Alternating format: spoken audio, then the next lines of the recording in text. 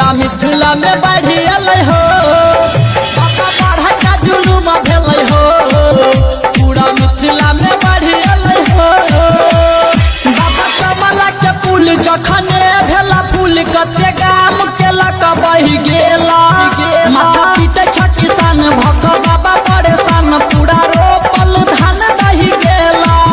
बाबा कमला के पुल जखने भेला फूल कते गाम के लक बहि गेला माथा पीटे छ किसान भक्त बाबा परेशान पूरा रोपल धान दही गेला तोरा गायन आबै छ देख गायन थाबै छ बाबा घर छोड़े भाग गेलै हो बाबा मिथिला में बढ़ी अलै हो बाबा बढ़ा का जुलूम भेलै हो